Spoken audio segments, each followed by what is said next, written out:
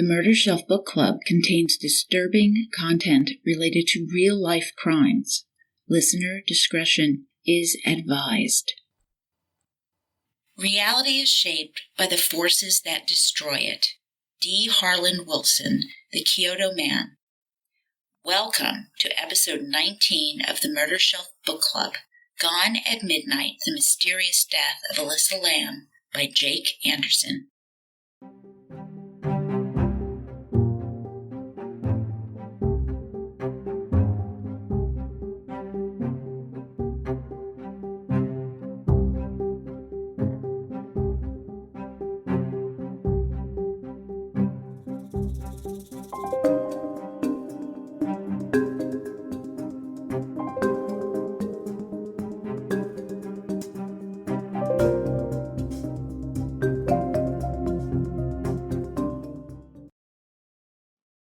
Welcome back, Murder Shelf Bookies. I'm Jill. And I'm Tara. And for those of you who are just tuning in, we are a real-life true crime book club turned podcast. And while we do the heavy lifting, we encourage you to read along with us. Now, this year has been weird. Yeah, our schedule is not normal. But hey, we are still pulling from our murder shelf, and we hope that you will tag along with us.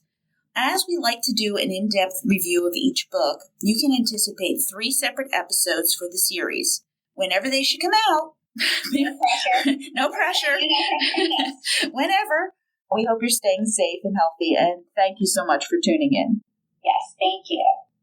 So, I actually have a bit of housekeeping as it relates to our second series where we discuss the book The Trial of Lizzie Borden by Kara Robertson. I believe that was episodes 3, 4, and 5. I think so. They're all titled accordingly, so you can go back and repeat and listen to them in case if you haven't yet. A bit of background info. I write some supplemental articles for our podcast on medium.com. You haven't heard of that?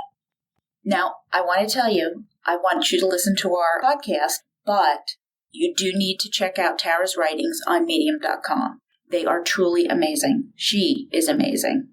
Thank you. I definitely would love if everyone went over and read. Again, it's just, even though we pick up on all those pieces that we go through in second test, there's sometimes little bits of pieces that we miss, and I like to pick those up and put those out there. This article that I'm referencing was about female criminals in the 19th century, and I used Lizzie as the highlight of the article. And one of the readers left an awesome comment that I just wanted to share. The reader said, "That defense of Lizzie must rank among the all-time supreme examples of doublethink. A liar changes his or her story, but changing her story made her a hysterical woman. So since her status had been confirmed as a woman, and if it was known that women couldn't do bloody deeds, then she was innocent." Which is pretty much what we saw. And writing this sentence made me dizzy, coming from the writer of this comment. It was like being at home made her a dutiful daughter so she could get a pass. This article reminded me that the Egyptians and Greeks blamed hysteria on the wanderings of the womb, believing it meandered through the body, blocking circulation and causing other problems. Both Freud had nothing on the Greeks for overemphasizing sex. And women as poisoners, not stabbers, seems to linger on. There was a case of a man who returned home to find his wife and children stabbed to death. At first, the police tried to blame him, but only his shoes were bloody. His wife had defensive cuts on one hand, but their position on only one hand led the coroner to believe that these were cuts made when her hand slid down the handle, slipped with blood onto the blade. And the clincher was she was a schizophrenic who was known to get off the medication, so he was eventually cleared. And it seems like she was convicted. Well, in today's murders, it's always who? The husband. Always, right? Of course, but more and more women are being accused of more horrific crimes. But back then at the turn of the century, no way. And this reader totally nailed it. Great insights. I love seeing that. Like, anytime someone leaves a comment, I love seeing it just to see what I might have missed or see what they think about when they read through it. Well, she definitely read through it and really got exactly what you were trying to say. But well done, Tara. Well done, reviewer. Guys, we also have another update on a case that we covered, a 46-year-old unsolved murder of spunky 5-year-old Siobhan McGinnis from Missoula, Montana. Murder Bookies back in episode 6 on To Kill and Kill Again by John Costin, A Murder Awakens. We discussed Siobhan's murder and pondered if it was connected to serial killer Wayne Nance, the Missoula Mauler, on a freezing February 5th, 1974. This adorable, beloved child went missing a few blocks away from her home on her way to a friend's house. And sadly, 2 days later, her body was found on an exit off an interstate, just tossed away in a snowy culvert. Oh, just devastating. She had been brutally stabbed, sustained head trauma, was sexually assaulted and murdered. Now, for 46 years, her family, her friends, the whole town of Missoula have wondered who snuffed out the life of Siobhan McGinnis so horribly. Enter 21st century DNA analysis. Thank goodness for DNA. Yeah. Yeah. Using DNA left behind the crime scene, a private technology company, Othram Incorporated, was able to create a genealogical profile of the suspect, which led them to the killer, as explained in the company's press release. The killer has been identified as Richard William Davis, who was 32 years of age when Siobhan was assaulted and murdered. Now, Davis is deceased, dying in 2012. It kills me. It just I does. wish he were still alive. So he could face justice. Oh, absolutely. And Siobhan's father, Stephen McGinnis, thanked the Missoula police and specifically now retired Detective Dean Christensen. Through his tears, Mr. McGinnis said, 46 years is a very long time to be in a state of unending grief and sorrow for one as beautiful, as amazing as Siobhan. The current Missoula police chief, Jason White, revealed that it appears that Davis was just passing through the area when he encountered Siobhan walking down the street. Now, what makes you want to scream is that his vehicle from 1973 matched the one that witnesses said they saw, and Davis's physical description did as well. I remember there was a lot, because they go through the book in detail about how they don't think that her murder is linked to Wayne Nance, but they talk a lot about how the car, they couldn't match it to anyone in the area. So this actually makes a lot of sense now. Yeah, it fills in that wondering, where did this car come from, right? Well, we don't know if he committed other crimes, but they are providing his data to the FBI Violent Criminal Apprehension Program to hopefully help with other unsolved cases. Now, Davis's obituary said he had 4 daughters, a wife, and was a born-again Christian. So when all this came to light, Ona McGinnis, Siobhan's half-sister, told People magazine that the killer's family members are very, very kind people who sent us a very loving statement to our family from theirs, and they are also experiencing their own new family tragedy. I just feel so bad for these shocked members who really have no idea what their relative was capable of, and suddenly they're thrust into the limelight when they didn't do anything themselves. I mean, it's never like losing a child, but it's still a trauma. It's just terrible. Ona McGinnis went on to tell NBC Montana that this is a huge, big deal, a really big deal for us, and a huge deal for the Missoula community. This affected almost everybody that lived there at the time, and probably some still today. So I can only hope that this brings some kind of closure to the McGinnis family and the community of Missoula. 46 years, a cold case, solved? Whew. I definitely think so. I mean, like I said, I hate that this guy's dead, but at the same time, closing a cold case is certainly a win in my book, especially because it's definitive. And you know, even though it's horrible, you know who did it, you know who's responsible. It's not a question anymore. Well, it's not a boogeyman in the woods. He has a face. Yeah. It's like Michelle McNamara. Yep. And I'll be gone in the dark. Yep. Face. Now, here comes another plug for uploading your DNA profile to GEDmatch Genesis or Family Tree DNA. The holidays are upon us, and people will be giving DNA kits for gifts, whether it's Ancestry or 23andMe. really think deeply about uploading that DNA so that law enforcement can access it. And remember, you must decide to opt in if that is what you desire. Privacy laws require that you opt in.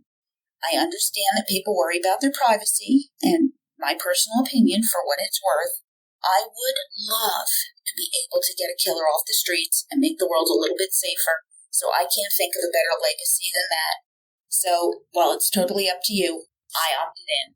I uploaded my DNA to GEDmatch, and killers, you should be quaking at your boots. Okay. Yeah. My DNA is out something there. About yourself, your family, you might not like it, you might like it, but uploading it to GEDmatch is certainly going to help. Be sure we catch these people. We actually did, and that's a whole other story, because there's a lot more branches on my tree than I ever knew. Yeah. We'll talk about that. But now we got to actually get back in our story for today. Oh, yes, please.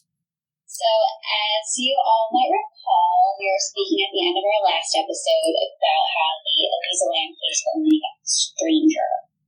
So grab your drink. I have a hot toddy today. I went through all my port already. Whatever Jill has, I think she has a glass of wine that's usually her standard. Yep. And a camel bar if you made them. And tuck in. Here was nothing. So, Elisa's disappearance and death led to a plethora of conspiracy theories ranging from literally one extreme to the other. And Anderson knows that there are two basic themes here. One, a secret cabal used the Cecil Hotel for nefarious purposes. See it? But not. We know.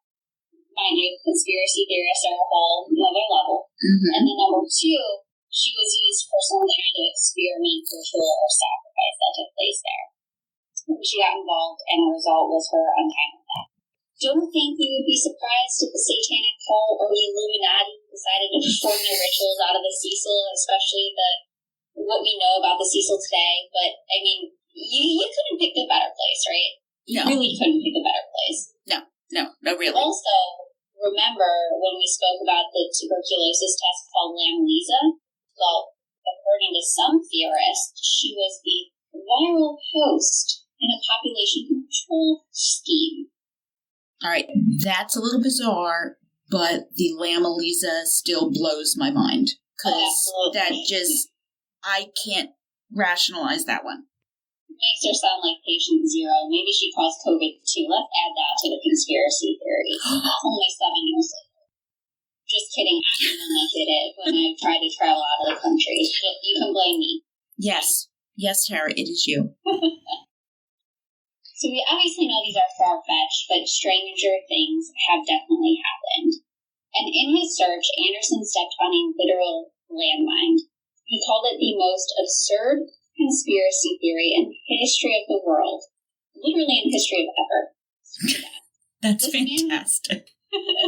This man he called Mark, not his real name, but we're going to call him Mark, told Jake that Elisa was part of a satanic ritual, that when we see her in the surveillance tape, she's already dead. Yes, Jill, yes, dead. Everybody dead. She's already dead. She's not even alive. And according to Mark, whoever was responsible for her death had rigged up her body with the help of a combination of belts and clamps in order to make it look like she was alive and moving around. So just imagine around the elevator, in and out of the elevator, touching all the buttons, like literally some bizarre puppet. And unfortunately, even though while we might be entertained by this theory, it's people like this guy, this Mark, who give Websleuths a bad name. And this guy definitely left a bad taste in Anderson's mouth. Listen, I am happy to give, any theory a fair, objective shake, but this is just cray-cray. All right, this is just cray-cray. A zombie puppet elite. No, that's not web sleuthing. That is really deranged. And I just remember just kind of gasping in just horror as I was reading that. It's really quite a terrible one when you think about it, just in terms of having a dead woman in a video for everyone to see, already surrounding all this craziness that we already have from every other theory that we could possibly derive from this case. Ooh. Okay. Obviously, We have a lot of varying theories out there. And another one that was brought to Jake's attention was the theory of cemetery synchronicity. Got that word out on the first try. Let it be known. Mm-hmm. There's a lot of this. So a married paranormal investigative team, Frank and Genevieve were their names, explained that the last bookstore, which was the last place that Elisa visited before she disappeared, had hired a registrant privacy company to help with his website. The P.O. box of said company was on Canada Way in Burnaby, a suburb of Vancouver, which was the same town that Elisa and her family had lived. Okay. I'm sure you feel that same kicker as we discussed the Lam-Elisa test and the plot for Dark Water in episode 1, but the zip code for the P.O. box was located in the Forest Lawn Cemetery where Elisa was buried. All right, that is just abject weirdness, 100%. I just got chills rereading that again, even though I've read it multiple times. Yeah, chills everywhere. Wow. I mean, the idea of someone or some entity manipulating zip codes, that seems a little over the top. I mean, why zip codes? Is this some weird form of numerology at work? But it is weird. It is strange. I mean, there's just no question that, like, what does that mean? Yeah, this is definitely strange. And I feel that when you have something like this, people will make anything fit. It's a lot of coincidence, and I absolutely feel that. And I'm not a conspiracy theorist, at least I don't think so. There is a lot here, and I, for one, I can't explain how this happened without sounding like a nut. Like, I don't even want to go into it. Like, just the thought, like, it brings me to dark places. Mm-hmm, mm-hmm. But next, in which we're definitely going to delve into further as Anderson comes to certain realizations later in the book, is that the LAPD could have altered facts and information from the investigation to, quote, solve the case and put public unrest at ease. And Anderson has so many theories listed in here, and I'm sure there's probably others that he didn't even entertain for the book. We couldn't list them all, so definitely read this book. Oh, you have to read the book. In over 3 hours of discussion on the book, we're leaving out stuff, guys. All right, so after putting pen to paper or fingers to the keyboard, Jake Anderson has all of these theories laid out before him, and he's torn on what to believe. And at the same time, he's suffering from mental illness himself and struggling with maintaining that Elisa's death was strictly the result of homicide. Now, admitting this would ignore her psychiatric condition. Now, a man, Joe Elwell, a friend of Elisa's, having met at the Pacific National Exhibition, where they both worked, reached out to Anderson. And he describes her as an entirely different person than whom we've gotten to know through her blog posts. Quote, "There was indeed something special about Elisa. She would walk in and light up a room with her smile. She made people feel at ease. She acknowledged everyone around her. She evinced a deep sympathy for people even though she didn't know. The Elisa Lam I knew loved life, loved participating and being involved. She was brave, a mover, and a shaker." End quote. We feel different. Mm-hmm. Right? What we've seen from her blog posts that Anderson put in the book. Yeah. Now, Anderson admits they have very separate, very different views of Elisa. And he notes that, like himself, depression can be hidden very well. However, Joe actually knew Elisa. He wasn't just reading blog posts. But Joe didn't know she had a blog and had never read any of her entries. So he doesn't know that side of her because he had never seen it, because perhaps she hadn't shown that side of her to him. But he also did actually know her. So while she shared herself so fully online, she didn't share her online self with her real-life friends. Really interesting boundaries that exist here. Now, because of Joe's relationship with Elisa, he decided he was going to devote his time to figuring out what happened to her. And Joe becomes a web sleuth. just like everybody else. Yeah, I could totally see how we could have two different versions of Elisa here, especially because being online, you can open up yourself a whole lot more being online than you would, say, the person right next to you. Oh, absolutely. You have that perception. You have an online persona that is separated by many degrees versus someone you're talking to in your living room face to face. I don't think we touched on it too much, but we know that she had trouble with her friends and maintaining those relationships. Mm-hmm. And with her depression and her anxiety, we know that possibly some of the thoughts of betrayal that she felt at some point in time might have been manifested in a way that her friends weren't able to see that. But she felt it, like it's valid for her, even though they might not understand or know. And so coming from two different points, you might have two separate stories. Oh, absolutely. So Jo became a web sleuth, as we said, and there are a few central points that all web sleuths come back to, especially with this case. Could this have been manslaughter? That's tricky. There was nothing in the autopsy report that there had been an abundance of, anything in her system. We don't know if she was drugged. There's no marks on her body. I understand that not every case requires the kind of lab analysis that you delve greatly into, but the bizarre nature of this one, surely don't you think they might have gone a little deeper, found naked in a water tank? One would think. And I know if we think of voluntary manslaughter, which we define as the crime of killing another person unlawfully in circumstances that do not amount to murder, rather an attempted date rape, perhaps. But we know date rape drugs do slow down the central nervous system. They cause dizziness, impaired judgment, loss of motor control, amongst other things, which could be the cause of the behavior we see exhibited on the tape. Correct. And in mentioning that tape, new surveillance footage pops up, adding fuel to the flame. So there's this discussion of more footage, but we've never seen more footage. We did talk to Jake Anderson about that. Yes, we talked to Mr. Anderson, so you guys will have to look out for that episode. It'll be a special one. Mm-hmm. Christmas. Happy holidays. But Detective Walter Sneal, he confirmed that there was additional footage out there, as many had suspected. And these videos showed Elisa coming into the Cecil with two men who gave her a box and watched her as she left the elevator.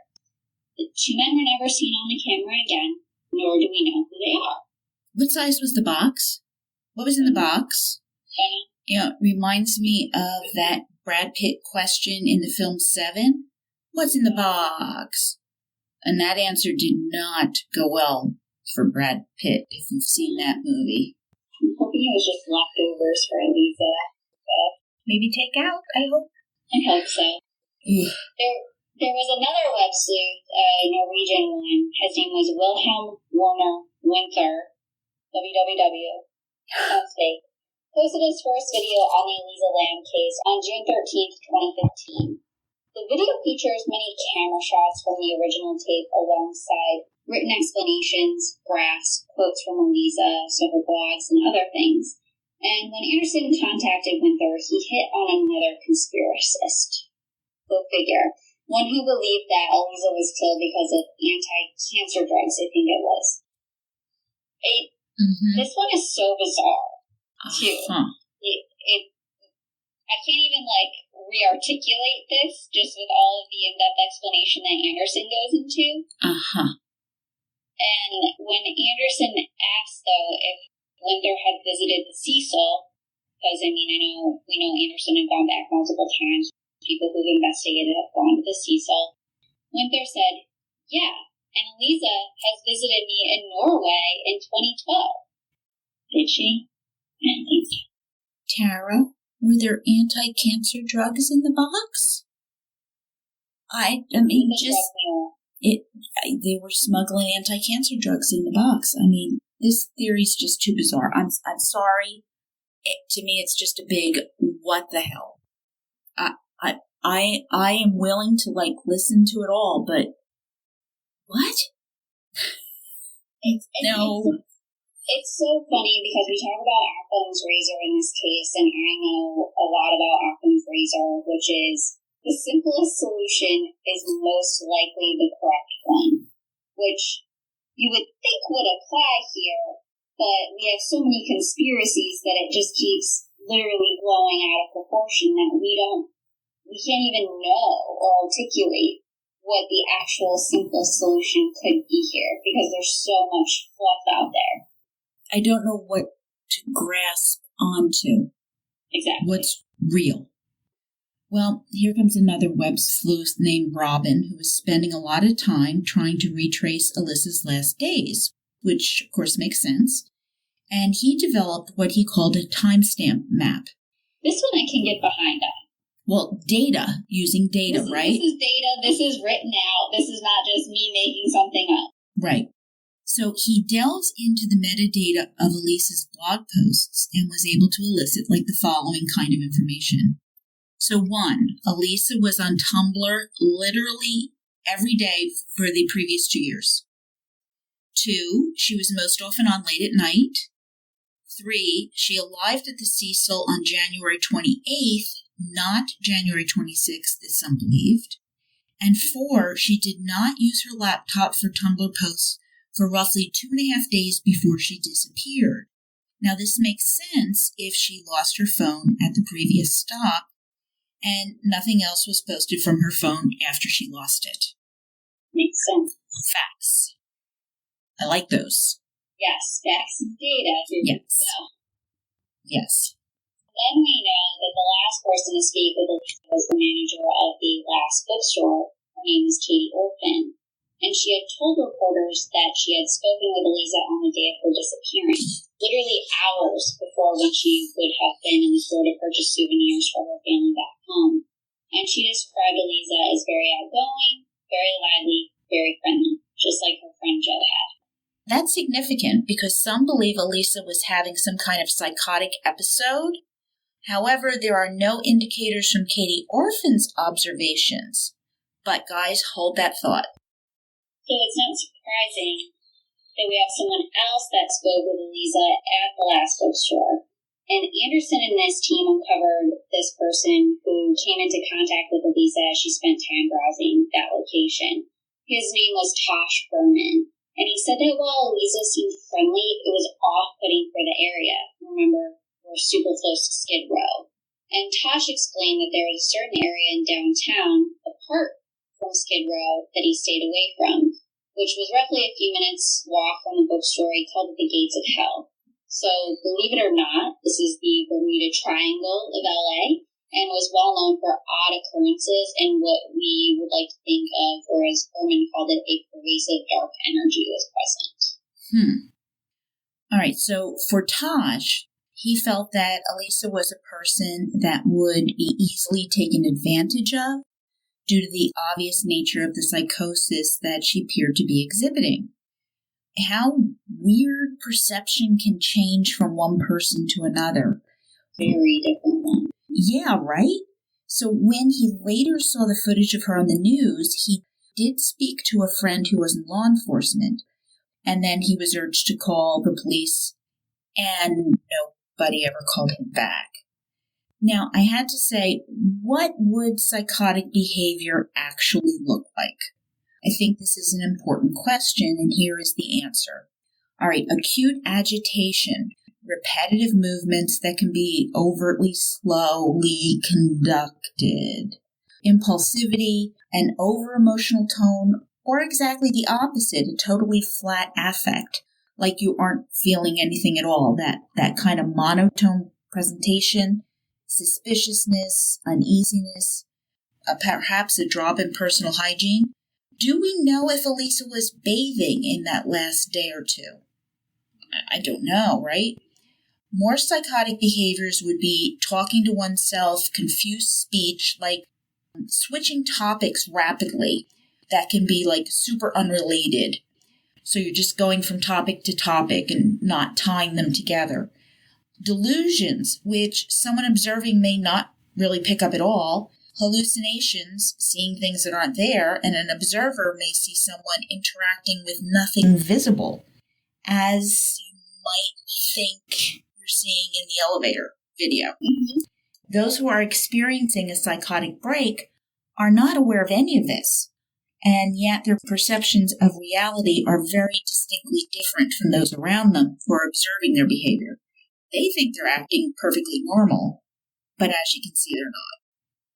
Exactly. And that's what Tosh said.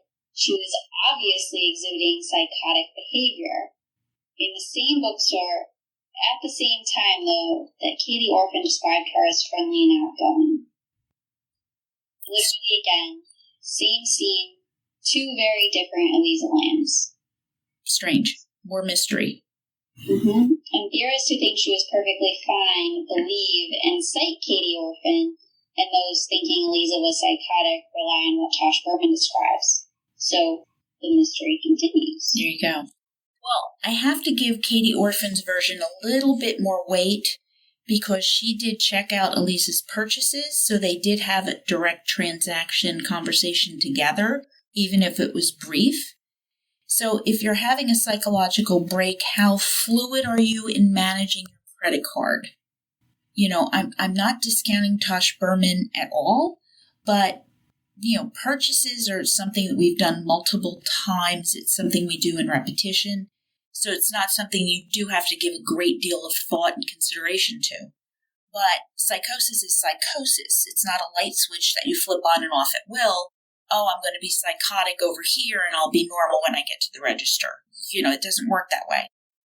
She doesn't even know she's being psychotic to turn the light switch.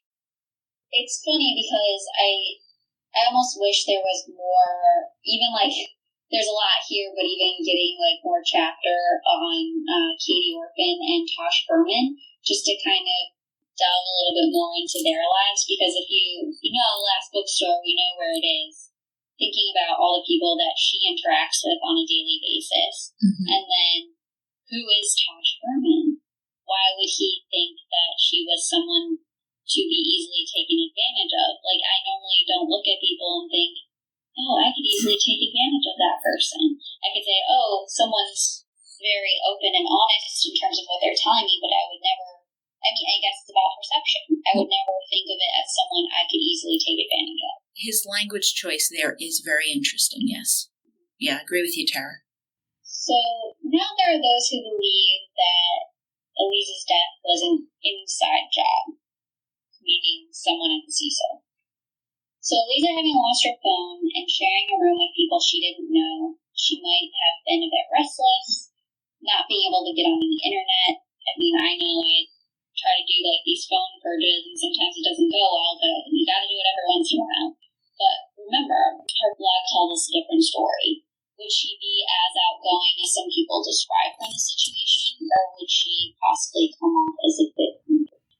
Well, don't we all get a little cagey when we misplace our phones in our own house? That little panic sets in, and you're moving from room to room, and your eyes are darting around looking at every surface in the room, and your palms begin to sweat, and you're thinking, where are you? Where are you? Phone, where are you? You want to call out to somebody and tell them to call you so you can find your phone, but you can't find your phone so they can't tell them to, and it's, you know, you're starting to get that panic. Oh, and there it is. It's underneath. Oh, there it is, you little bugger. It's underneath. Come on, we've all been there where we get that. Or the worst is when you know your battery's low. Mm-hmm. And even if you can have somebody call, it won't ring or vibrate. Oh, I mean, you lose your mind. 1% is the longest percent on your phone if anybody hasn't experienced that. You said it, girlfriend. Oh my gosh, so true. Now, no one's ever talked to these roommates. And why not? Why not? Why not? So, damn it, we can only speculate. But I can imagine Elisa pacing the room and muttering to herself and not having an outlet to blog, to sort out these feelings and these emotions. No Tumblr. And, you know, these people witnessing this are now requesting a room change. Well, yeah, I would imagine that that's weird. They're not offering to help her find her phone. They're offering to change rooms. Interesting. Now, they don't know her. They don't know what's going on with her, and they might think she's a little crazy. Is that why she felt she needed to go up to the 14th floor? Take a walk, get out of there, get a fresh point of view, something to do?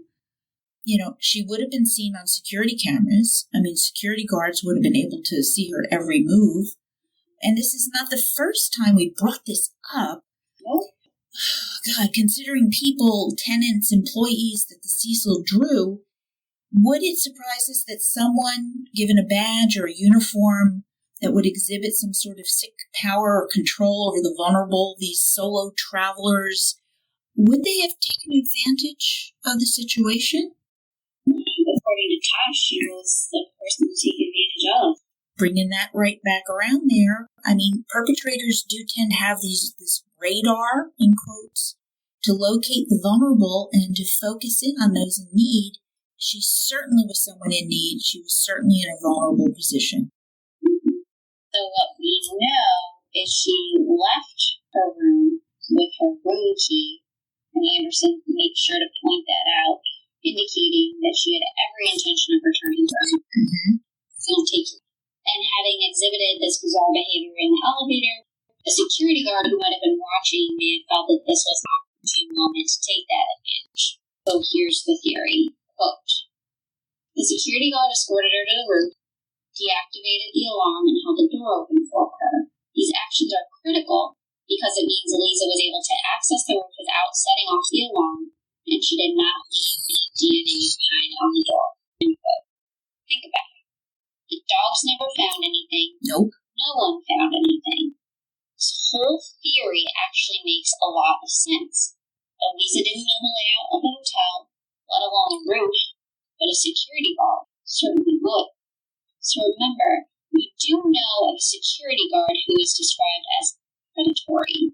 Was this the same guard that could have brought her up there, tried to make a move on her? Did it go wrong? Is that how she ended up in the tank? Seems plausible. And Jake asked us to think about this even more. Security guards at the hotel would have been the first ones to go looking for her when she didn't check out. It gives them plenty of time to clean up a mess if they made one. And one question remains. Remember Santiago Lopez, the maintenance man? If he is to be believed, why would ever put her body in the tank, leave the cistern lid wide? Because he didn't execute a perfect crime and nobody ever really does? And if the hatch was up on the top of the roof out of sight and the perpetrator or perpetrators, would they not glance up and catch the error? I don't think they would. But this theory absolutely checks off a lot of the logical boxes. And that narrative, God help me, it makes sense. And if one leans to a theory or another that a crime was committed, this seems to be that theory. Exactly. And so now we're back at a point in time in the book where Anderson knew it was time to go back to the Cecil. Because what better thing to do than to put yourself in the place where the crime was committed and kind of walk the walk. And he was terrified. And remember, we talked about just the effect the Cecil had on people, on him specifically. It's a creepy hotel. It has a more sinister past than one would like to have surrounding a place that you go and visit and stay in. People getting choked out in the middle of the night by unseen forces, these intrusive thoughts. I wouldn't want to go there, but he needed to be in the place where Elisa was last alive. And he talks about how it literally called to him. And we do know that as his search for the truth intensified, his mental health and anxiety actually began to spiral further, which was paralleling Elisa's possible struggle. And did his mental illness contribute to his feelings about the hotel? That he felt connected to it, maybe? It had a story to share with him? We don't know. Regardless, and we discussed this already too, he wouldn't be the first person to feel this way, nor the last. And while he's at the hotel, Anderson actually has an episode his first night. And we won't go into all the details, but he receives an email from his ex-girlfriend, Lauren, who who is definitely a trigger for some of his drug and alcohol abuses that he talks about in the book, and one that he looks to avoid at all costs because he knows what will happen if he engages. Mm-hmm. And he doesn't even read the email, but he states, quote, "Something inside my mind broke." And while he had been making a lot of progress in terms of alcohol and drug abuse, he took a few painkillers that night and literally started downing a whole bottle of whiskey. And that's when he thought, maybe I should just check out for good. Was it the Cecil preying on his weakened state now? Does something in that orbit magnify negative emotion and cause it to cascade in this manner? I really wonder about that. I don't know if the answer is yes or no, but I do have to wonder that he was triggered, absolutely, but there's enough factors and elements here where you have to wonder if that's not one of them. Not with everything else we've talked about. Oh gosh. Well, now remember that there are others who have spoken about intrusive thoughts. Well, this is a really good example of one of them. Mm-hmm. All right. Another guest that Anderson spoke with told him about their ex-boyfriend who nearly lost his mind at the Cecil. And he became convinced that a demon had infiltrated his body and did not vacate upon leaving the Cecil, but stayed with him for months after. Oh. Well, there you go. You go and you check into a hotel and you come home with a demon. Just what you're going for, right? A paranormal compatriot, Chelsea Dismally, interviewed a former assistant manager for the hotel, Tashayla McLean, on her haunted encounters face-to-face. In a chilling statement, McLean reveals that at least one person had died in every single room of the Cecil. There are 600 rooms, Tara, in the Cecil. And that's 600 potential bodies. Yeah, 600 souls being released? Wow. I can see it. That's creepy, okay? However, the paranormal isn't the only thing to worry about. To pair with the history of the hotel, Anderson met with a woman named Sally who used to reside there. Now, Sally had seen some things having lived in another hotel on Skid Row before taking up her apartment on the 12th floor of the Cecil during the 90s, and she finally left by 2000. Now, she recalled the stench of death, dead bodies in the rooms around her from those who had died of drug overdoses, maids moonlighting as prostitutes, making money in the very rooms they were supposed to be cleaning. She also alluded to blackmail, extortion, extreme drug use. Nice place to stay. Right?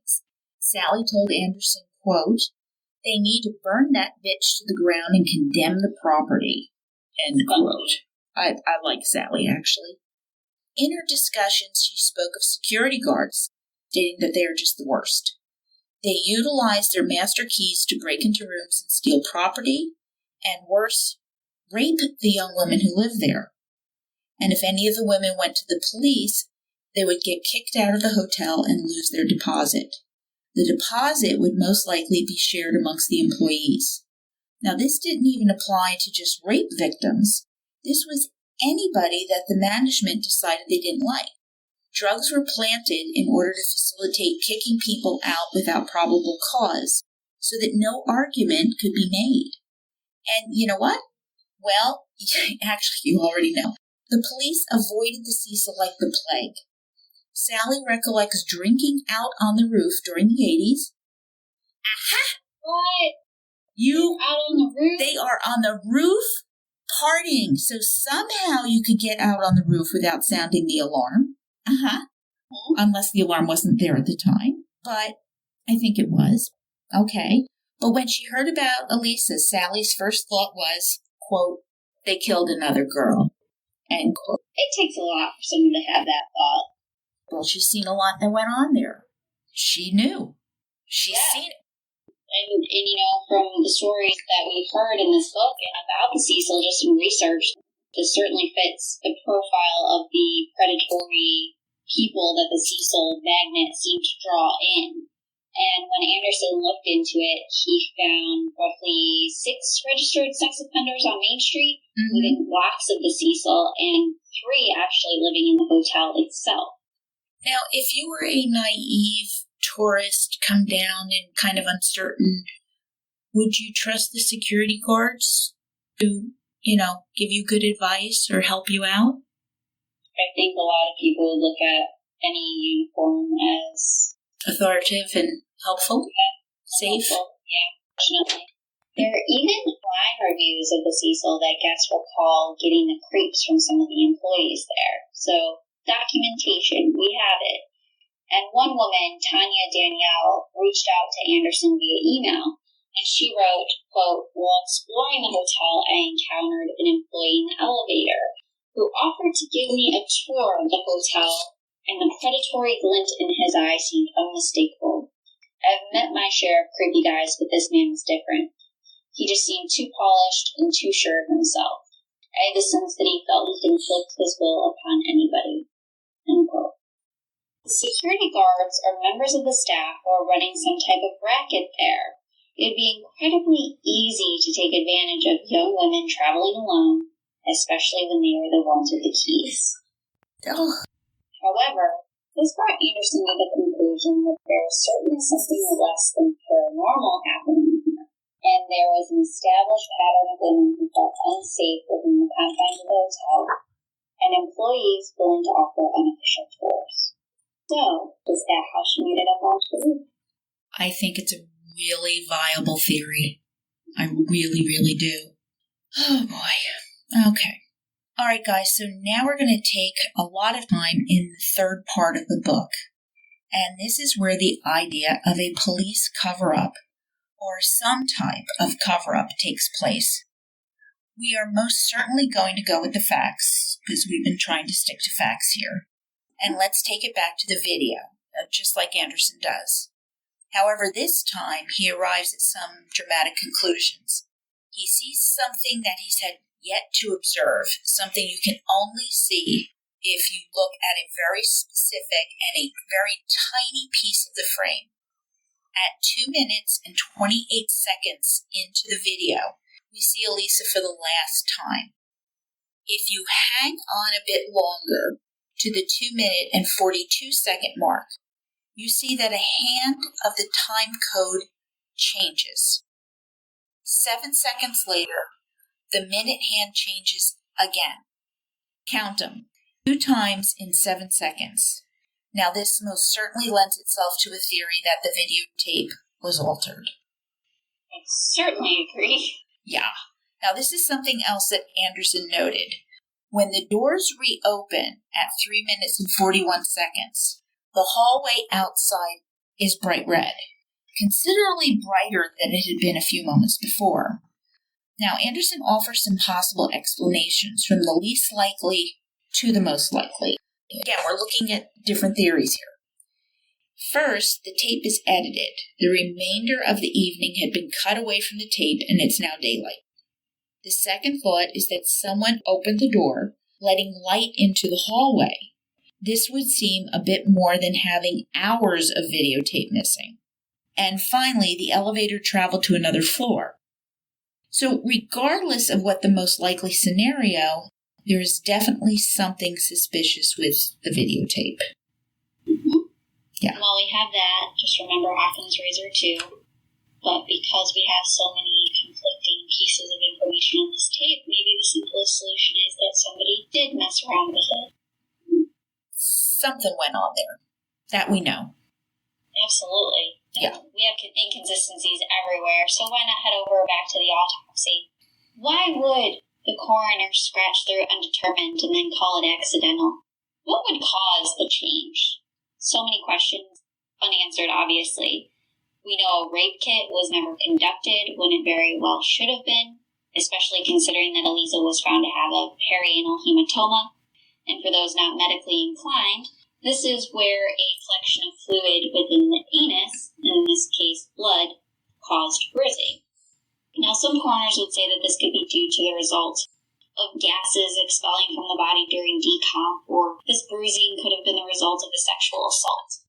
Obviously varying theories, and two separate coroners, however, indicated that rape may have occurred. However, LAPD still did not ask for a rape kit. What's the deal? Well, let's talk about the coroner first. And I'm not sure if everyone knows this, but I certainly didn't. Jill, I don't know if you did, but many coroners are actually elected to their positions. So they're often former cops, police chiefs, or death investigators or funeral home directors. So this is different from medical examiners who are appointed to their position. And Anderson cites a Washington Post article called "It's Time to Abolish the Coroner," in which allegations of corruption were made against the California sheriff coroner system. So in most counties in California, minus San Diego, San Fran, and Ventura, the sheriff's department is in charge of performing the autopsy. Remember what we just said. Coroners are former cops. So that being said, quote, California is therefore one of only 3 states in the country that allows an elected officer to overrule professional forensic pathologists as to the cause of death in a suspicious case. Isn't that funny? Not to mention, the article also stated that once the cause of death had been listed as accidental or natural, there is no investigation. I'm sure you might be picking up on where we're going here. When the sheriff's office is running these investigations, can you imagine what happens when a deputy is under investigation for excessive use of force in a homicide? A potential suppression evidence, which a medical examiner, Dr. Bennett Olalu of San Joaquin County, said was routine. Routine is not acceptable. Not acceptable. All right. Fun fact. The National Association of Medical Examiners, NAME for short, that issues an incredible conclusion to a study. They found, considering what we just mentioned a moment ago, 43% of forensic pathologists who worked in a coroner system reported that the coroner had changed the cause on a death certificate in a way that conflicted with the autopsy findings. 43%.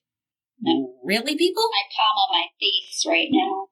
Really? Oh, come on. We need to look into this more, America. This is not okay. 21st century. Yes, we should not be doing that. No. Which is why when we come back to Elisa, we switch from undetermined to accidental. Mm-hmm. And other than the perianal hematoma, there is no mark found anywhere on the body. Is that still indicative that zero foul play was involved? The toxicology report was clean, yet no tests were utilized to determine if rape drugs or other substances had played a factor. And another test that could have possibly yielded results would have been a fingernail kit. Could there have been tissue under her fingernails? We don't know, because it was never done. I'm still thinking she's found floating naked in a cistern on top of a roof. That's still weird. You might go a little bit above and beyond in this one. I know I'm crazy that way. Go for a damn swim in the cistern, I can tell you that, regardless of what was going on. Oh, God. All right. So, Jake Anderson gets the opportunity to speak with the coroner, who had been part of Elisa Lam's autopsy. Coroner supervising investigator Fred Corral. And what Corral revealed was, well, yes, they had not tested for the date rape drugs. Most often, 5 major drugs are tested for, and if more are to be tested against, then the family has to pay for it. Date rape drugs are included in a short list. That doesn't quite seem right, does it? No. All right, so with rape kits as well, the family doesn't have to pay for it, but considering the local law enforcement does cover the cost of these, and they run between $500 to $1,500, it seems that the police will only process these kits for crimes that they think they can solve.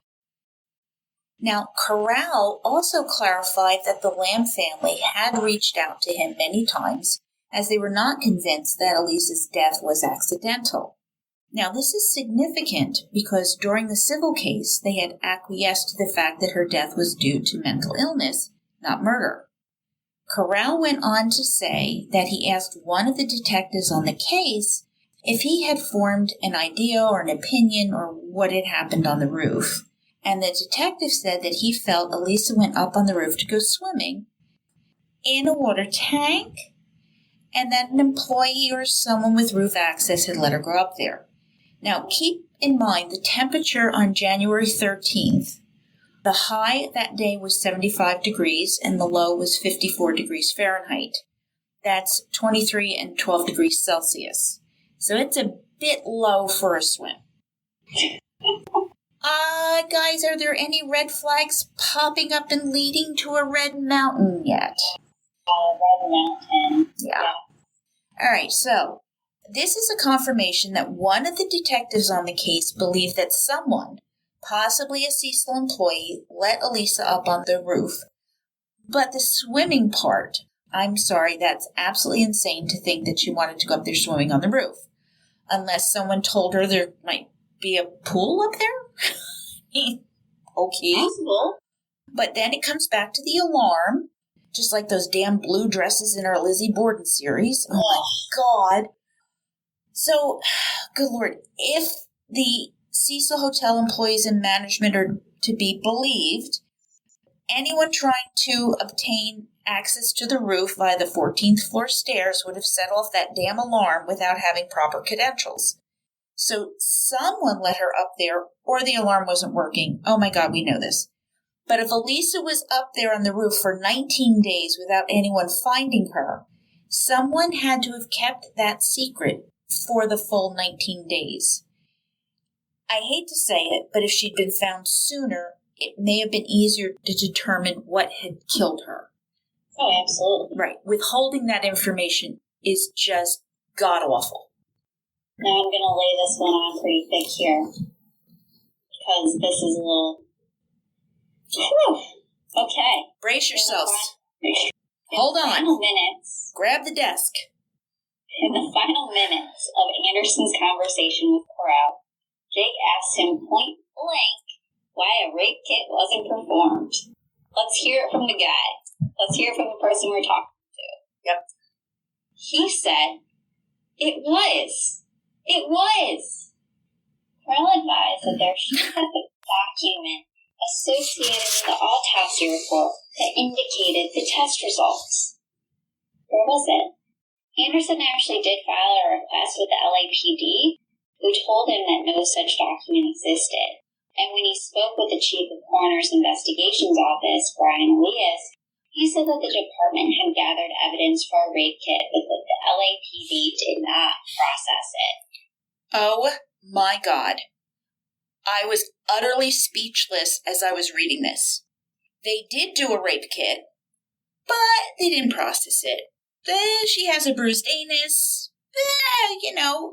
Nothing weird going on here.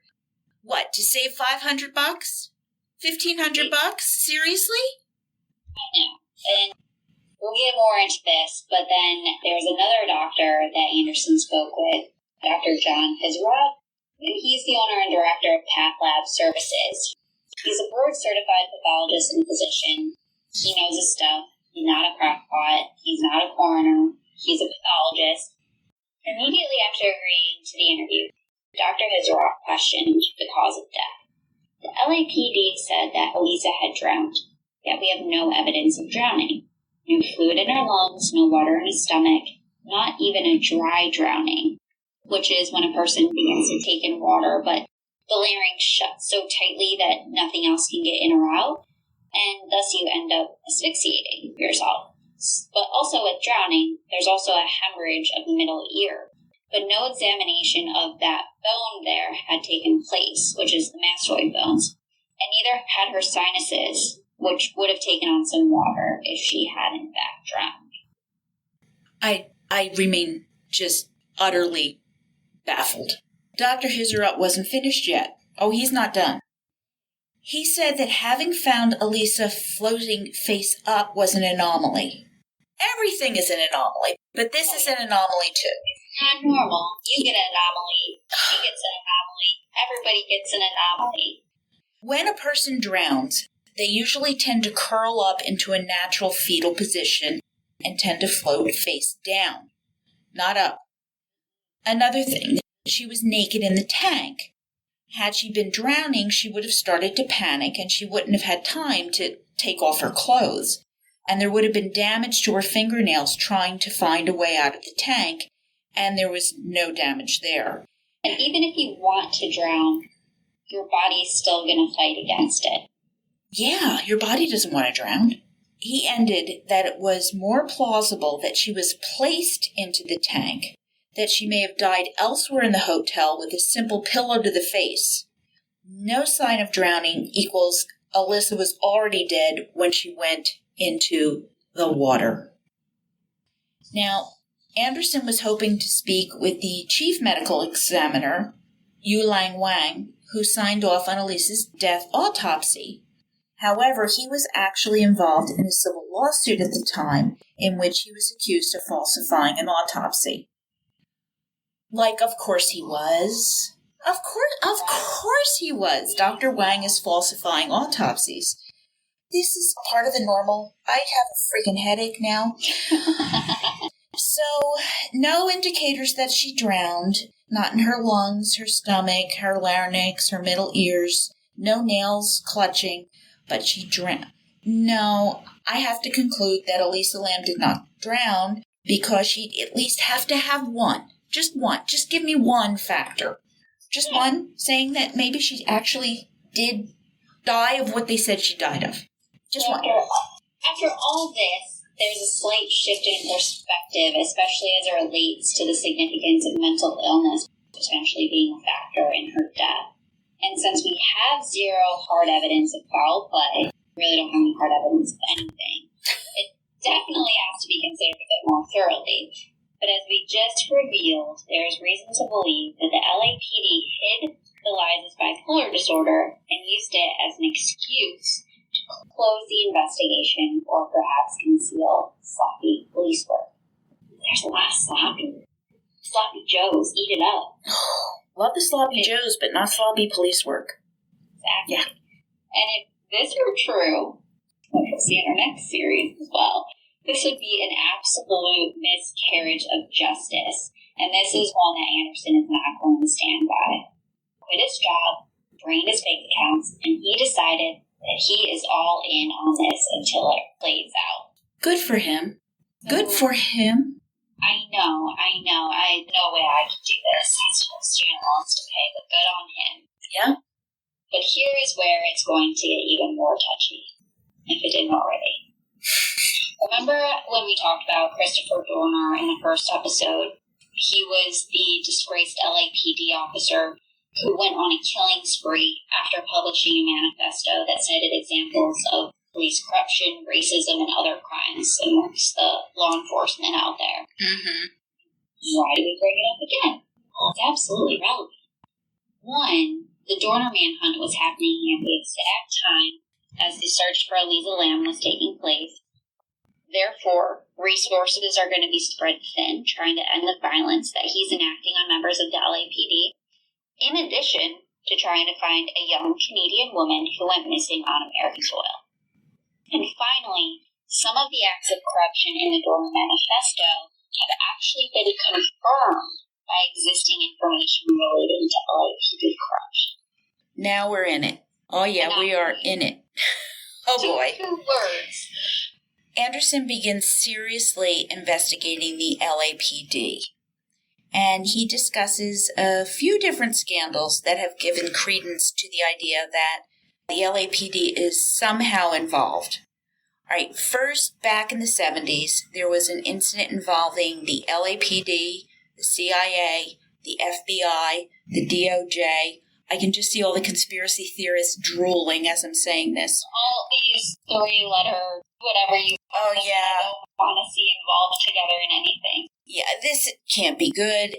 So a journalist, Gary Webb, published a bombshell report in which he exposes the CIA and LAPD for their helping hand in a Nicaraguan drug trafficking operation.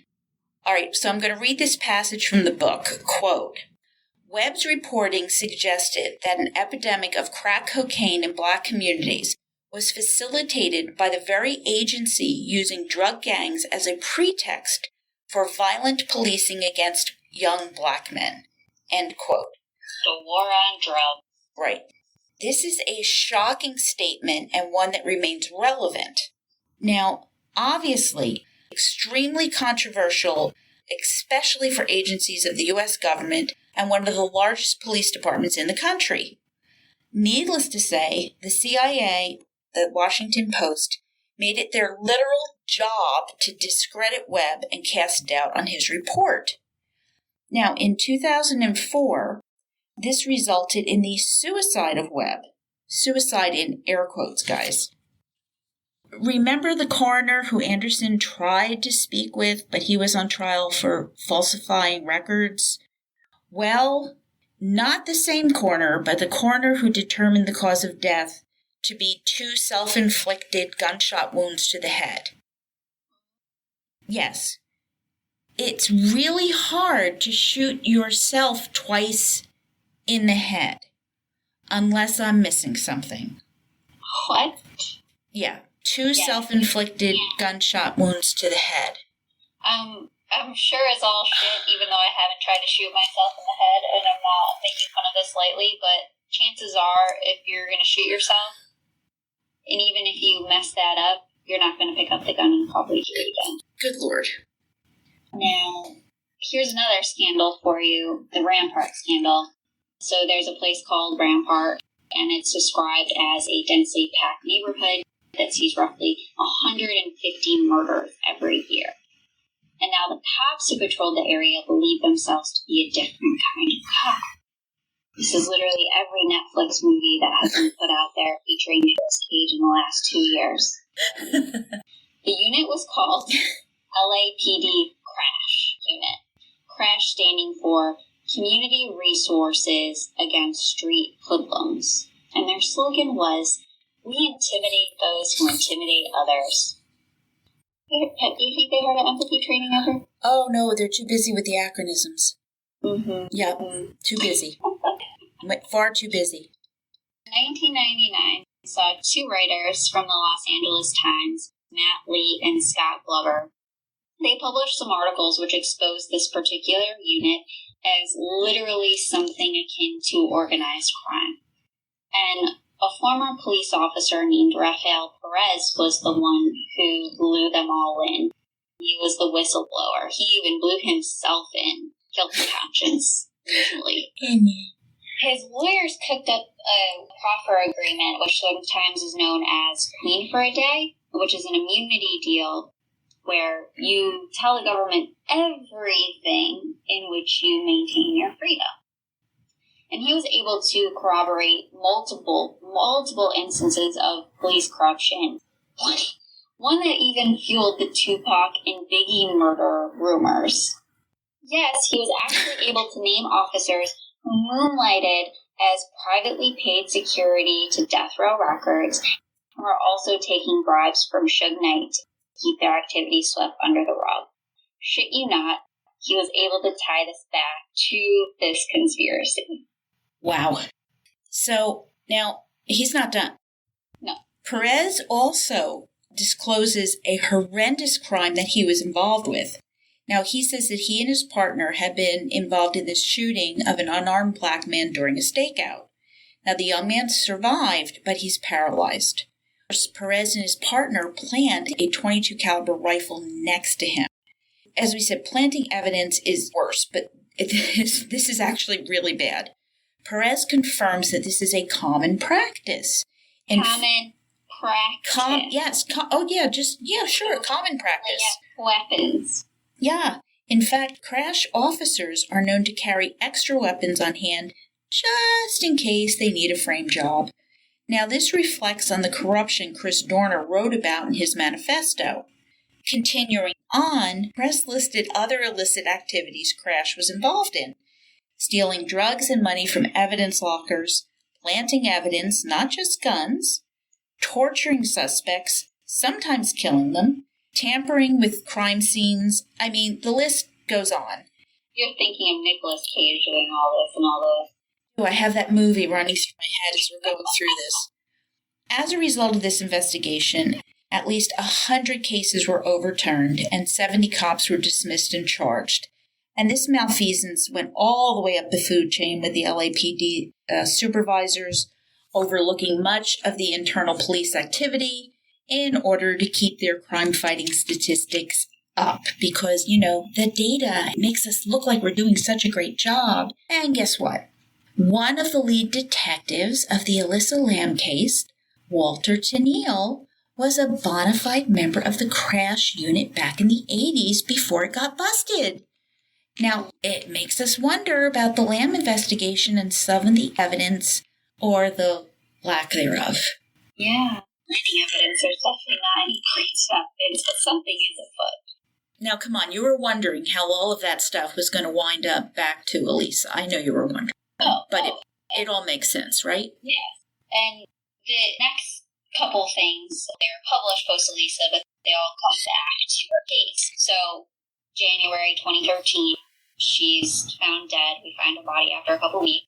But in September 2014, so a little over a year and a half later, the LA Fashion District was exposed as the center of an international money laundering enterprise that was run by multiple drug cartels. And this was the same year where we also saw the LA Times publicize that the LAPD were misclassifying and underreporting violent crime. Stunned. I'm stunned. I know. The crime data stats, I'm telling you, they're crucial. This makes it all look bad for everyone who's actually trying to publish real statistics. Mm-hmm. But following in 2016, so a couple years later, the number of aggravated assaults had been adjusted to be about 10% less than what they actually were. So here we are from Anderson, quote, in addition to the drug connections, a new picture begins to emerge regarding the context of the Lam investigation. You have a department that is undertaking a massive cover-up to conceal violent crimes while simultaneously exhausting its resources on the biggest manhunt, Christopher Dorner, in city history, which took a major toll on the morale and psychology of the department. And this was all taking place the exact week that Elisa disappeared. What else was going on that week this poor woman disappeared? Let's just cram more into that week. Well, according to conspiracy theorists, there's a pandemic going on as well in which her blood was being used as the vaccine. So who knows? Look at 2020 packed into 1 week. Yeah, you got it. So Anderson also reaches out to detectives on the Lam case, and one he actually kind of got a few words in, and he was Detective Tim Garcia, and he advised that most of the officers involved with the case had a blanket no-talk policy. And so he's like, okay, well, we can't really talk about it. Here are some just inconsequential questions. Let me just ask you, see what I can get kind of thing. And after he sent the email, he got a bounce back, meaning his email was no longer sent. He was also blocked by Greg Stearns, who I know we've mentioned one or two times maybe, and other members of the LAPD. No more talkie-talkie. No. So, guys, the Elisa Lam case leaves a lot of unanswered questions. But Anderson's not finished. Mm-hmm. All right, he, his partner Jared, John Lorden, Frank and Guinevere, additional web sleuths whom we've spoken of before, all convened in Los Angeles to review the case. They couldn't stay at the Cecil, can you even imagine? Because at this point it is close to the public. Oh, figure. I'm sure they were really bummed. But a question they all kept coming back to was whether or not Elisa died in the water tank or elsewhere on the Cecil property. Lorden had a new theory, and one that made some sense, and one he couldn't really take credit for himself, but his partner. The theory being that a perpetrator or perpetrators may have ordered the delay of finding Elisa's body. Could it be that hotel management delayed the calling of police because they were directed by the executive board of the hotel to do so? Was the LAPD somehow involved in another cover-up as the muscle? Some of this all makes a lot of sense. So, inside job and a cover-up. Yeah. So, yes. I'm sure you remember, Jill. Other people might remember too, but 2008, 2009, that was when the bubble burst and we had a nice little recession. Oh, yeah. That was when I graduated college, so fun times for me. Still suffering the consequences over here. Anyway, this is the time period that we find ourselves in the story that helped begin to explain this particular theory. During the recession, the downtown LA area was being rebranded and gentrified to bring in the quote-unquote yuppies of that particular time period. So the idea was to turn hotels into more upscale buildings with both temporary rooms and permanent housing available. Ironically, that's the original plan of the Cecil. Guest rooms, housing. And this is how most of the homeless population ended up on Skid Row. The LAPD displaced them so that they could keep them out of these new rich neighborhoods that they were trying to create. Now enter a man named Fred Cordova, who was a business developer, and he was brought in to help sell the Cecil. He ended up joining a group who wished to purchase the Cecil for themselves, so this was after he was trying to sell it. He ended up buying it himself with some others, and this was for about $26.5 million. Not chump change at all. Nope. And his plan was to be able to market this building to affluent tourists. In rebranding the Cecil to stay on Main, Cordova tried to bypass a city ordinance to avoid rent violations. So technically, you couldn't turn low-income housing into high-rate permanent residencies. So keep it as a hotel, maybe with some penthouse apartments. You get right around that. Sure. And in writing a letter to the city, Cordova explained that the previous owners of the hotel had allowed for illegal activities to take place on the premises, allowing addicts to stay in the Cecil's rooms to get high, not to mention the occasional death, or maybe 600, every month or so. He stated, "The Cecil is no longer a safe haven for criminals to prey on the less fortunate in our society." There you have it. The Cecil was a dangerous place. Yeah, not quite, though. No, not more than a year later, Cordova is out. All right, Herb Chase, he's in. Money is scarce, you've got the recession on, and due to Cordova's action with city ordinances, lawsuits are beginning to pile up, and the plan to remodel Stay on the Main is canceled. However, Chase isn't wholly concerned here because he plans to turn the property into a full-fledged homeless shelter. Don't get too excited. Don't let that fool you. The bind that he's in, he was just looking for cash on a massive federal and state subsidies would be coming in, and guess what? That plan fails too. Next up, we're going to partner with one of the largest real estate firms in the world, the CBRE Group. Woo!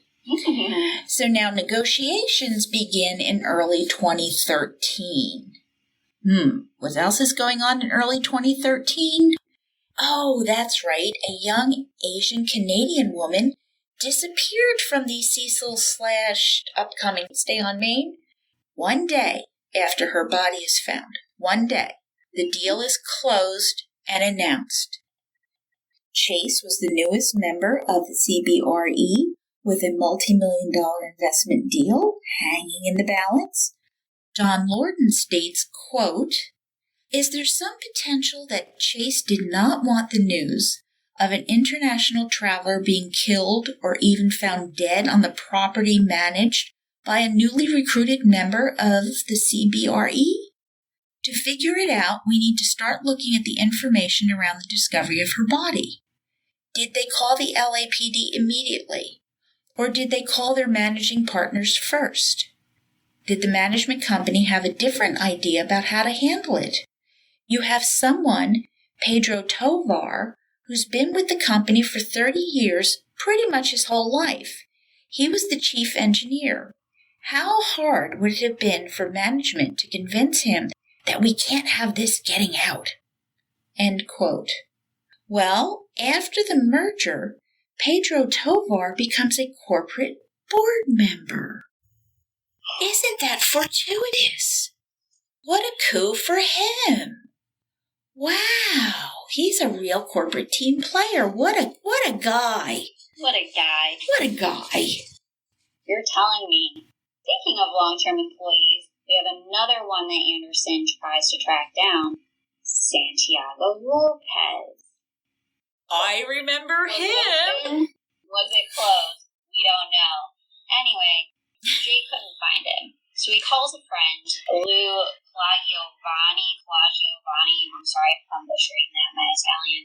But he sees if he might be able to help find him. So he said it was open, but the LAPD will say that it was closed. And they will firmly say that it was closed. So who's telling the truth? And after looking for Lopez, Lou couldn't find him, but he did stumble across a half-brother named Domingue. Now here's where it gets a little bit interesting. Someone gave Santiago a shit ton of money to get out of LA, out of the country, and down to Mexico. And this all happened relatively quickly after the trial, after this whole thing went down, and no news had been heard from him since. Lopez is literally off the grid. So somebody just came along and handed him a shit ton of cash. A shit ton, yes. The appropriate term for a lot of money. Okay, that just freaking stinks to high heaven. And that's not negative energy, ghosts, stars aligning in the urethral universe. That is pure self-interest at work. Yes, these are payoffs. Yeah. Let's circle back. Here we get to the body dump theory. So this theory suggests that Elisa died due to one cause or another, and then her body was moved and placed into the water tank at another point in time. Now, Lourdes suggested to the group that her body was found wherever it was found. Management was consulted, and employees were advised to hide the body. So this explains two things. The canine unit not sniffing anything out on the roof, if they were even brought up there. Mm-hmm. And the fact that there was no evidence to conclude that she had drowned in the water tank. Now you can guess there was a significant financial incentive to delay finding the body of this woman on the premises there. And that, my friends, my murder bookies, that is what we call motive. Yes, it is. Very hard to go with a crime when you don't have motive. Mm-hmm. So in October 2018, Anderson met with former LAPD consultant to get some of the deets, especially since they had unofficially clammed up on the whole ordeal. And he calls her Mary Jane. So Mary Jane started working with the LAPD in 2011 when she helped detectives with analysis, questioning, and ensuring chain of custody in drug cases. And her work was crucial in securing convictions in some really high-profile stuff. However, something wasn't quite right. Even with enough evidence to convict and prosecute, the LAPD wouldn't move forward. Now, Mary Jane was about to learn something big. All right, an LAPD officer that she used to work rather closely with ultimately left the department because he had a guilty conscience. He told her that the LAPD often took a 20% cut of the drug deals from single sellers and even the cartels. It was a bribe, a chance to buy their way out of trouble, and there was even suspicion that a large money laundering outfit and prostitution rings were also involved. Sounds familiar to the Rampart scandal and all those other scandals that we talked about. Mm-hmm. And what was also evident was the rampant systemic racism within the department. Mary Jane said that if they have a black suspect, they assume he's guilty. Again, all these things being in line with Chris Dorner's manifesto that we have come back to again and again and again. And now, call it intuition, but when Mary Jane first heard of the Elisa Lam case, something in her gut told her to trust your gut. Trust it that the LAPD was somehow involved. Similar to Sally, when she heard about Elisa, she was like, oh crap, they did it again, meaning the security guard. So something is obviously repetitive for people to have these thoughts. Mm-hmm. And when she started asking questions, Mary Jane, detectives became not so nice to her. And from Anderson, MJ knew a high-level private investigator, PI, who worked for an association the LAPD contracted 2 lower-level PIs to work on this case specifically, and these PIs eventually told MJ's contact that the surveillance video was heavily edited and that they think an officer was involved. So an officer, or not a security guard, an officer. That changed things a little bit. He also said that the hotel was involved in buying out the LAPD to drop the case. So loop that back around into the body dump theory. A serious financial motivation to cover it up, not to mention the perceived relationship between the LAPD and the Cecil Hotel / Stay on Main in ensuring that the hotel stays out of trouble. Now, the lower-level PIs couldn't reveal more information, for in doing so could endanger their lives. It's a movie. It really is. It really is a damn movie. And Anderson acknowledges that having the information only resulted in more questions than needed answers. Funny. We see it. Every chapter I'm left with more questions. And Mary Jane couldn't give him any more because she didn't know anymore, as they couldn't tell her. I think she got out. Good for her. Just to bring another agency into this, Anderson meets with John Carmen, who is a former Secret Service agent who became a private investigator. After retelling Mary Jane's stories to him, John acknowledged that they had enough evidence to petition the LAPD to reopen the case. Now, John said, quote, he believed that LAPD officers would go to jail over this case, and it went far beyond gross negligence at this point. This is now a criminal conspiracy, end quote. And the next thing to do was to write a letter to the California State Attorney General. Oh, boy. Talk about anxiety-inducing. All right, so you can imagine what learning all of this may have done to Anderson, who is already struggling with bouts of depression. Could it be something more? Bring the conversation to his doctor. He says, listen, I think I have a bipolar disorder. And his doctor replies, yeah, I suspected it, yes, he never said anything. What a great guy. All right, his doctor explained that most scientists now view bipolar disorder as being on a huge spectrum with 5 different types, not 2. Depression isn't just considered a chemical imbalance either, but it can be the effect of what is called a socio-emotional pollution, and it can be triggered by life events. You throw the 2 together, and a legitimate structural change to your brain can occur. For someone who spent years trying to reclaim his self without taking antidepressants or other medications, Anderson accepted the fact that this might actually help. And when picking up his prescription, he looked at the medication label with a familiarity. It was one of Elisa's. He swallowed the pill. He needed the relief.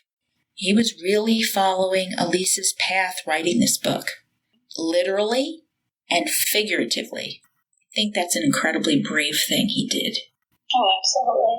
It just showcases just how much this actually had to do with the case. Yeah. So, in thinking of his own mental illness, now that he seems to have like a diagnosis that he received from his psychiatrist, bipolar disorder, he spoke with LAPD's chief psychologist regarding the Lam case. He said that he had never, this is the psychologist, he said that he had never been contacted by the lead detectives on the case regarding bipolar disorder, which is absolutely insane.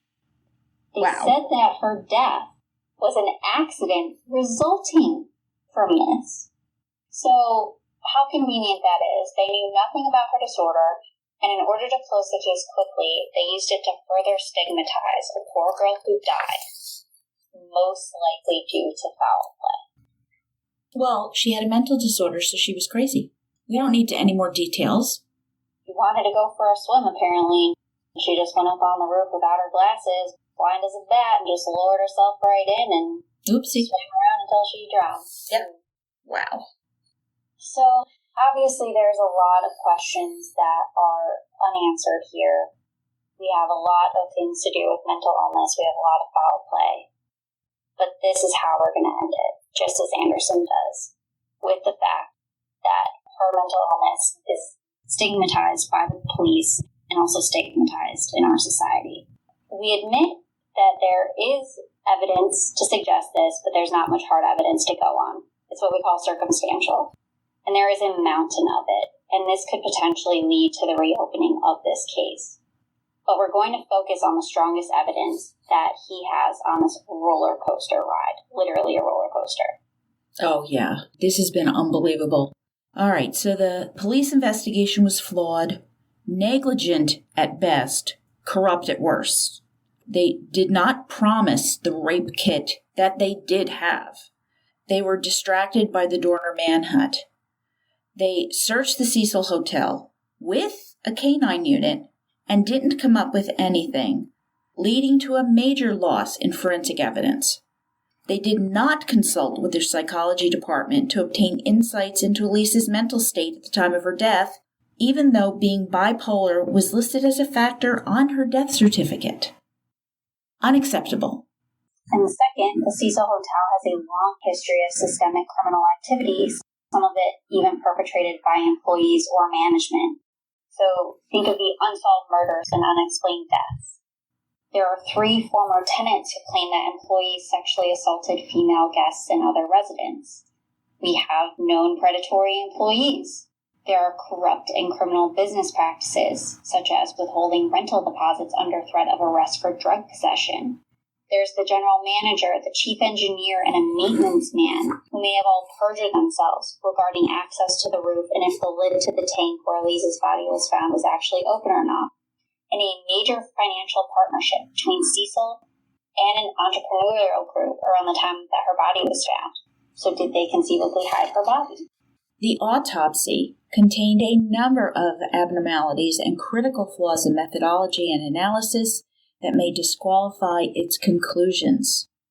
The autopsy did not establish that Elisa drowned, and it is more likely she was dead before she was put into the tank. There was anal bleeding. Did that suggest some type of trauma? No rape kit was taken? Or was there? Regardless, we don't have that evidence.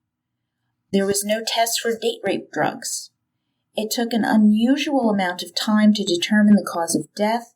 Then the coroner changed the conclusion, and the chief medical examiner was sued in court years later for falsifying an autopsy and wrongfully stating the cause of death.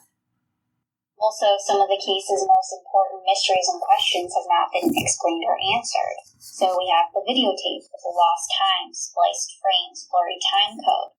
Where are the other surveillance tapes? We know there was more. They had security cameras everywhere. Where's the one that at least shows Elisa with 2 men or footage of the 14th floor? These have never been made public. The civil case was thrown out by a judge who had been previously accused of sexual harassment. Did that lend to anything? And seriously, was the frickin' lid open or closed? Oh my gosh, yeah. And then the new bombshell allegations. All right, Anderson mentions that an off-duty cop found Elisa's belongings in a Skid Row dumpster. Which dumpster? Where? We don't know. Santiago Lopez, the maintenance guy, may have been paid a large sum of money to leave the country after he testified in court as told by a family member. Who paid that? A consultant of the LAPD told Anderson that the surveillance tape was most certainly doctored.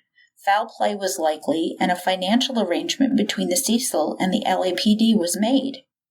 Widely held belief that an employee of the Cecil was on the roof with Elisa or gave her access to the roof.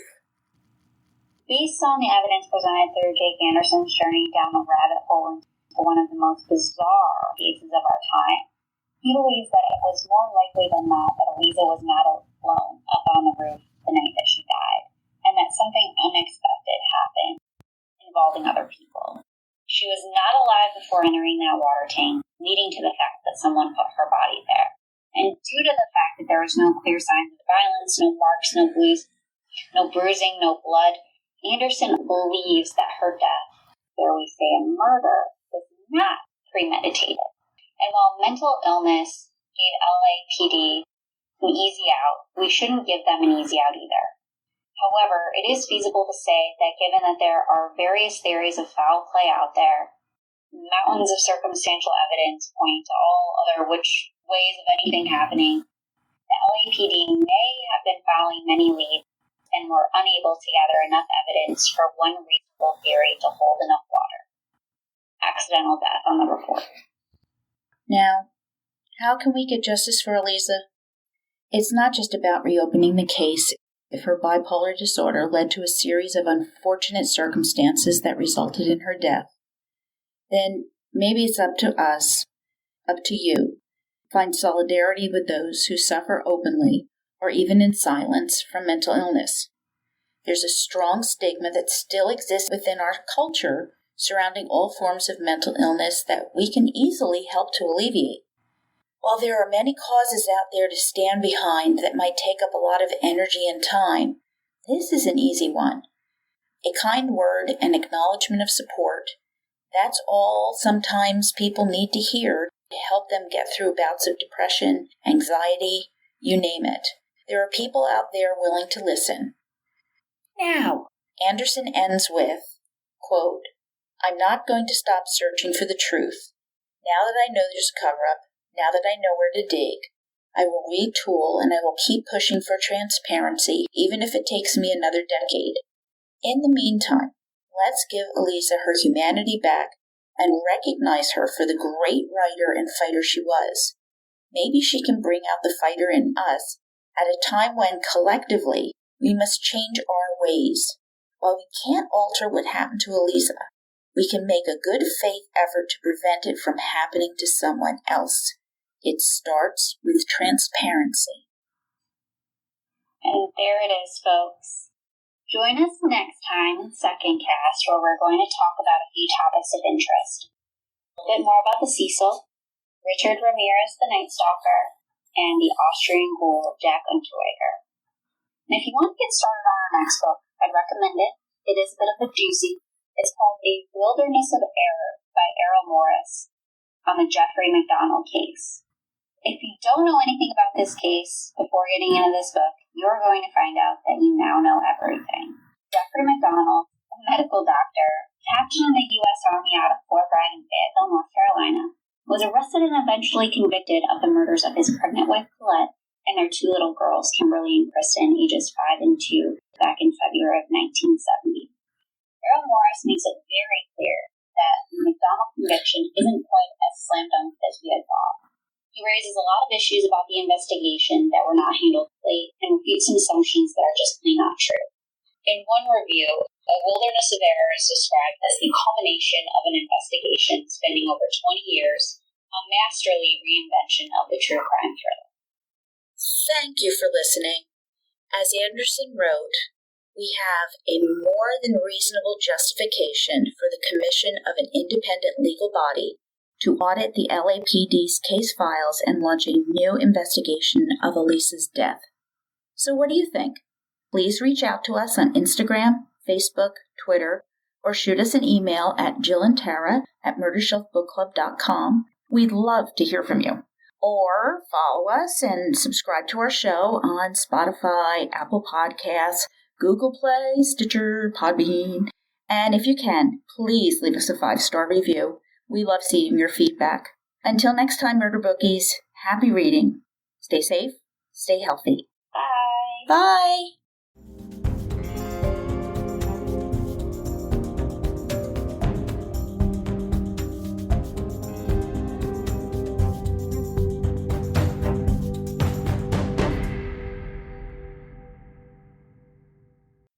Written and produced by Tara and Jill, all rights reserved.